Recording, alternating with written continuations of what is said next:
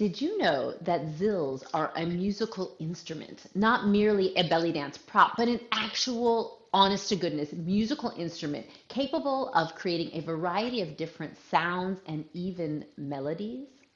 So I am here today to show you the basics of how you can create a variety of dynamic sounds with your finger cymbals so you're not stuck playing the same old basic ring all the time. And once you learn these four basic sounds, it really opens up the possibilities in your zilling to create more dynamism and melodic interpretation.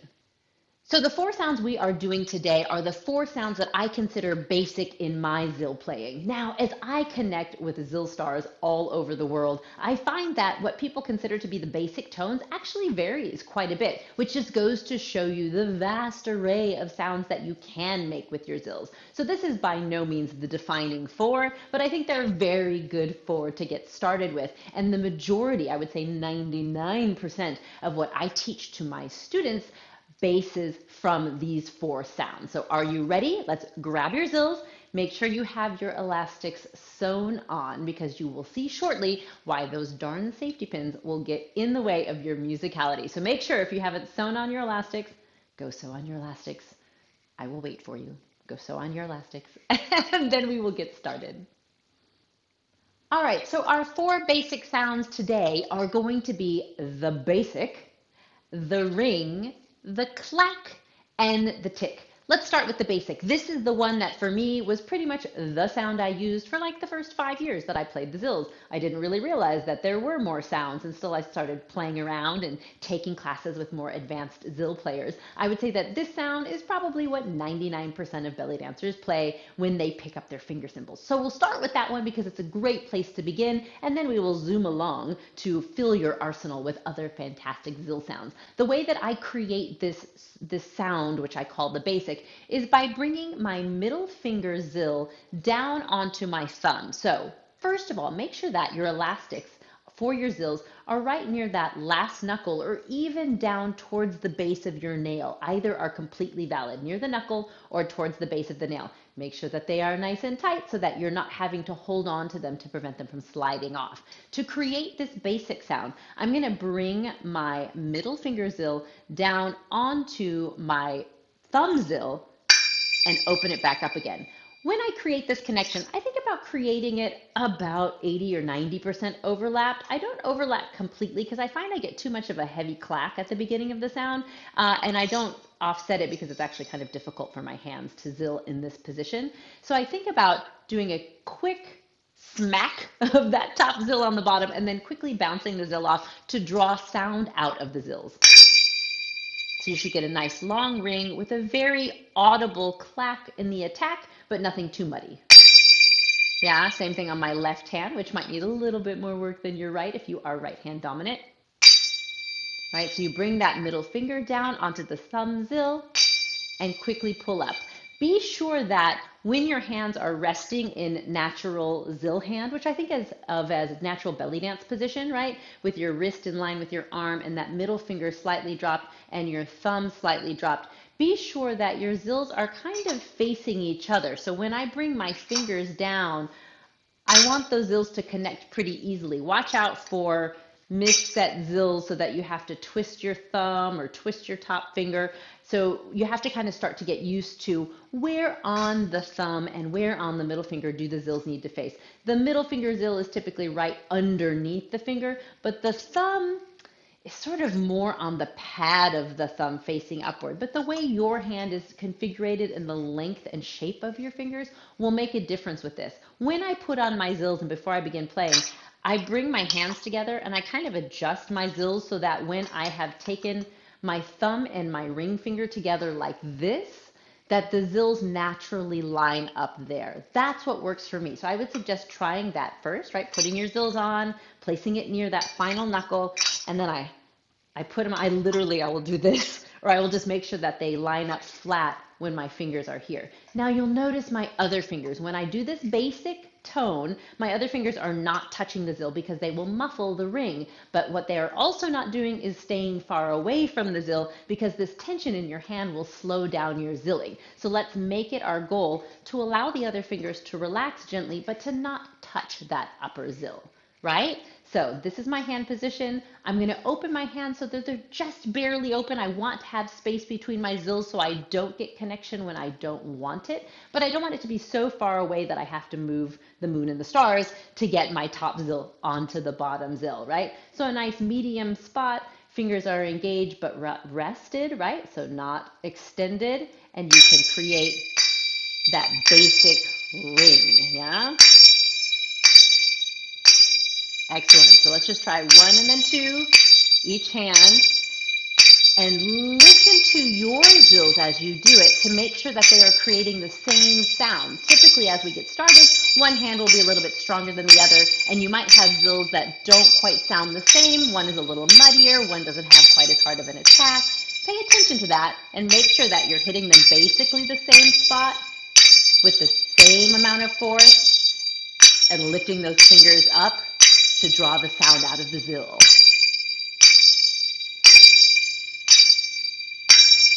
Excellent. Moving right along, let's go to our clack. I would say this is probably the second most frequently used sound in my repertoire, and it's a very easy one to make, and it's a fun way to create accents in your zilling that match the accents in your dancing. So in the clack, I am literally going to bring the top zill down onto the bottom completely and hold it, right? It is a clack. There's no ring at all. Completely muffled, kind of like a little clamshell, and chomp, yeah? Just a little clack. So same thing on my left hand. That top zill comes down onto the bottom, closes, and it does not bounce open so that I don't get that ring. You'll notice I have rested the remaining fingers on top of that zill. Depending on the size of your zill, you might not be able to rest all of your fingers. I have my big Saroyan Afghanis in brass on, and so all my fingers fit on the zill, but a smaller zill, you might be able to rest a couple of your fingers. Either way, you definitely want to rest at least one finger on that top zill to completely muffle any ring that might happen, right? When I do the clacks, I'm always kind of tempted to play also with my hands up in this position, a slightly more folkloric position. Either way, my suggestion and my encouragement to you is to not change your arm positions to accommodate your zills. You have beautiful belly dance arms that we're always working on, keeping them big and strong and elegant. Watch out for zill arms, or what I like to call T-Rex arms. Watch out for this happening when you put your zills on and we start practicing and we do this. I highly encourage you to practice with your arms in traditional belly dance arm postures so that your hands and your arms can get used to that and you don't develop bad habits by bringing your hands in to play the zills. Yes? So with that in mind, let's go ahead and do our clack right and left. Here we go. Clack, clack. Make sure you're not getting any ring when you open up your zill either, right? You're opening straight up and not accidentally connecting the zills together again as you open your zill.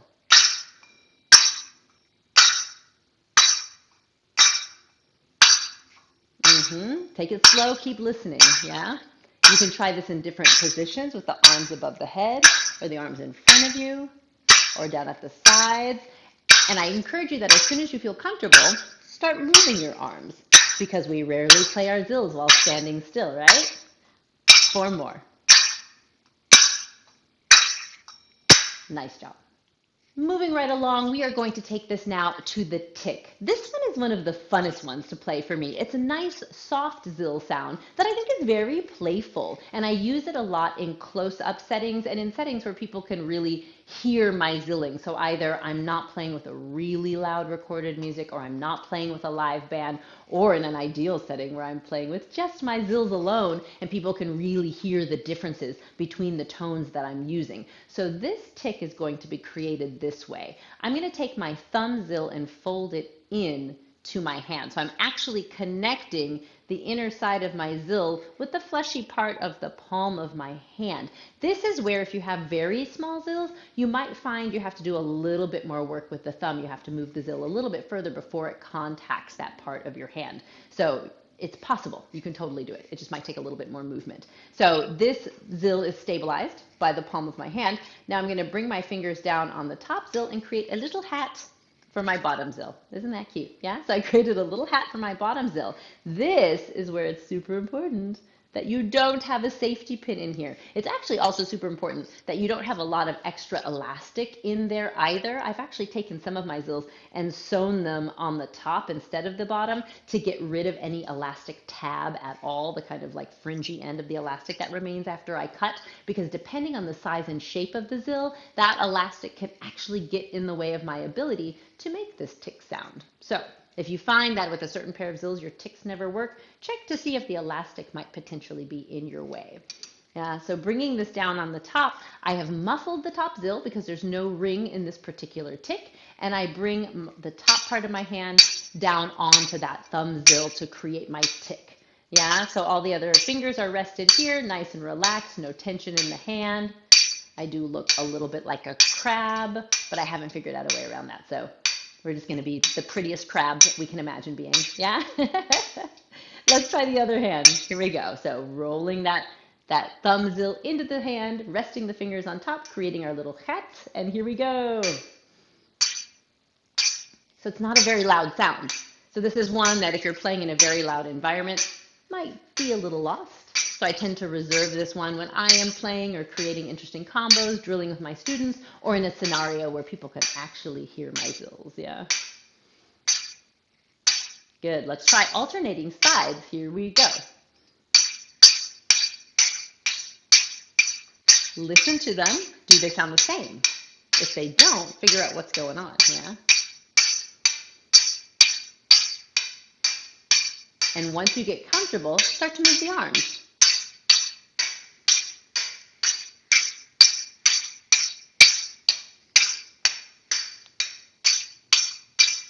Sometimes different arm positions create more challenge for you to create the sound depending on where your arms and hands have ended up. 4, 3, 2, nice. All right, so we've got one more zill sound for today, and that is going to be the ring. The ring is a little bit different from the basic in my book, as it does not have a hard attack at the beginning. It is a very simple, angelic, pure, open ring. And to create that, I actually come from the same configuration that I was in my tick, where the zills are a little bit more perpendicular instead of parallel to each other. Yeah, a little bit more perpendicular. This way I can access rim to rim without involving the entire zill. So what I've done here really is just kind of relaxed that thumb in. Now, because this is a ring, I don't want to rest my fingers onto my zill, and I don't want to have the inside of the zill actually touch my hand, but I'm going to use this configuration and think of connecting the two edges of the zill to create a nice pure little ring. Yeah, these fingers are relaxed but not tense, right? They're lifted from the zill, but try not to stick them up in the air. Yeah, and creating a very gentle, very delicate, no attack at the beginning, simple ring. So I bring that middle finger down and I lift it up to draw the ring out of the zill. Yeah, let's try it with the other hand. So same idea from that sort of perpendicular configuration. Here we go. Yeah. So it should sound very sonorous. If you have nice quality zills, they should have a good ring on them. Some zills ring longer than others, but all well-made zills should have a nice ring. Yeah. So you can hear that sustain of the sound. Let's try alternating.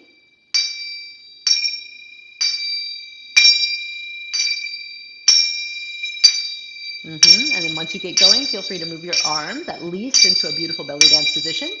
If not, taking them on the road here.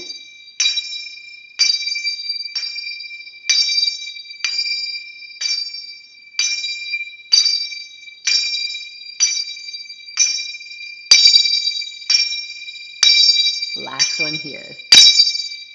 Excellent. So there you have it. Those are your 4 basic zill sounds. Now your job is to practice these by yourself. Really, when you practice them alone is when you can truly hear the quality of the sounds that you're making and whether or not they are even side to side or consistent, I highly recommend that you invest in a good metronome, which will cost you $0 because you can download it onto your phone or even find it on Google. If you just type metronome, one will pop right up in your browser for you. Because as we practice, we're going to want to start practicing with a metronome to keep us honest as to tempo. As these are percussion instruments as well as melodic instruments, we are going to need to really sit in with the tempos as we play. So as you drill these basics, you might want to put in a metronome and see how you can drill those quarter notes with your metronome at a nice, even, steady tempo, just to start to get that very even tempo into your hands. So if you have any questions, please reach out and let me know. With these basic 4 building blocks in the Zills, you can start to create incredible melodies and beautiful and dynamic Zill combinations.